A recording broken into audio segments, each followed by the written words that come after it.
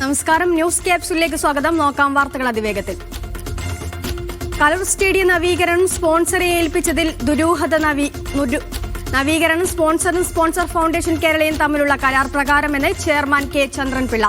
കരാറിന്റെ വിശദാംശം സംബന്ധിച്ച ചോദ്യത്തിന് മറുപടിയില്ല.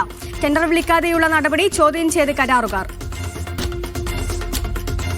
കലൂർ സ്റ്റേഡിയം നവീകരണത്തിൽ മന്ത്രി വി അബ്ദുറഹ്മാനെത്തിയെ ഹൈബീഡൻ MP. കായിക മന്ത്രി പദ്ധതി നടപ്പാക്കുന്നത് മുഖ്യമന്ത്രിയെ തെറ്റിദ്ധരിപ്പിച്ചത്. 70 കോടി ചെലവഴിക്കുന്നത് എന്തിനെന്ന് വ്യക്തമാക്കണമെന്നും ഹൈബീഡൻ. ശബരിമല സ്വർണ്ണക്കൊള്ളയിൽ ഉണ്ണികൃഷ്ണൻ പോറ്റിയെയും മുരാരി ബാബുവിനെയും ഒരുമിച്ചിരുത്തി ചോദ്യം ചെയ്ത് SIT. മുരാരി ബാബുവുമായി വൈകാതെ തെളിവെടുപ്പ് നടത്തും. 5 ദേവസ്വം ബോർഡുകളും പിരിച്ചുവിടണമെന്ന് SNDP യോഗം ജനറൽ സെക്രട്ടറി വെള്ളാപ്പള്ളി നടേശൻ. നെടുമ്പാശ്ശേരിയിൽ റെയിൽവേ സ്റ്റേഷന് അനുമതി. കേന്ദ്ര റെയിൽവേ ബോർഡിന്റെ തീരുമാനം കേന്ദ്ര സഹമന്ത്രി ജോർജ് കുര്യനെ അറിയിച്ചു. 1 വർഷത്തിനുള്ളിൽ നിർമ്മാണം പൂർത്തിയാക്കും. വന്ദേഭാരതിന് ഉൾപ്പെടെ സ്റ്റോപ്പ് അനുവദിക്കും. ഈ വർഷത്തെ SSLC പരീക്ഷ മാർച്ച് 5-ന് ആരംഭിക്കും. മോഡൽ പരീക്ഷകൾ ഫെബ്രുവരി 16 മുതൽ 20 വരെ. +1 പരീക്ഷ മാർച്ച് 5-നും +2 മാർച്ച് 8-നും ആരംഭിക്കും. SSLC ഫലപ്രഖ്യാപനം മെയ് 8-ന്. KSEB ജീവനക്കാർക്ക് ക്ഷാമബത്ത് നൽകാൻ അനുമതി. 2023-ലെ 7% DA കുടിശ്ശിക നൽകാൻ ഉത്തരവ്. സർക്കാർ ഇടപെടൽ. മീഡിയ 1 വാർത്തയ്ക്ക് പിന്നാലെ.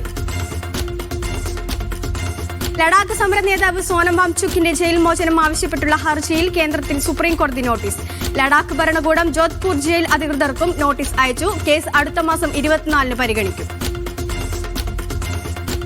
ഹാൾ സിനിമാ വിവാദത്തിലെ ഹർജിയിൽ കക്ഷി ചേരാൻ ഹൈക്കോടതിയിലെ RSS അപേക്ഷ നൽകി. ദേശവിരുദ്ധ അജണ്ട പ്രചരിപ്പിക്കുന്നതാൽ ഹലാൽ സിനിമയെന്നും മതസാമൂഹ്യ ഐക്യം തകർക്കുന്നതാണ് ചിത്രത്തിന്റെ ഉള്ളടക്കമെന്നും ആരോപണം. റഫാൽ യുദ്ധവിമാനത്തിൽ പറന്ന് രാഷ്ട്രപതി ദ്രൗപദി മുർമു. ഹരിയാനയിലെ അംഫാല എയർ ബേസിൽ നിന്നാണ് രാഷ്ട്രപതി റഫാൽ വിമാനത്തിൽ യാത്ര ചെയ്തത്. അംഫാലയിൽ ഗാർഡ് ഓഫ് ഓൺ സ്വീകരിച്ചു. സംസ്ഥാനത്ത് നെല്ല് സംഭരണം ഉടൻ. മുഖ്യമന്ത്രി പങ്കെടുത്ത യോഗത്തിൽ മില്ലുടമകൾ ഉറപ്പു നൽകി. മുൻവർഷത്തെ കുടിശ്ശിക നൽകും. മില്ലുടമകളുമായുള്ള ചർച്ച പോസിറ്റീവെന്ന് കൃഷിമന്ത്രി P. പ്രസാദ്. കശുവണ്ടി വികസന കോർപ്പറേഷൻ അഴിമതി കേസിൽ പ്രതികളെ പ്രോസിക്യൂട്ട് ചെയ്യാൻ അനുമതി നൽകാത്തതിൽ ഹൈക്കോടതിക്ക് അതൃപ്തി. അഴിമതി നടന്നാലും കുഴപ്പമില്ല എന്നാണോ സർക്കാർ നിലപാടെന്ന് കോടതി. തൃശൂർ കുതിരാനിൽ 24 സമയം കാട്ടാനാക്രമണം. പരിക്കേറ്റ forest watcher Biju Thrissur medical college ചികിത്സയിൽ. കാട്ടാന ശല്യത്തിന് അധികൃതർ പരിഹാരം കാണുന്നില്ലെന്നാരോപിച്ച് നാട്ടുകാരുടെ പ്രതിഷേധം. ന്യൂസ് ക്യാപ്സൂൾ പൂർണ്ണമാകുന്നു. നമസ്കാരം.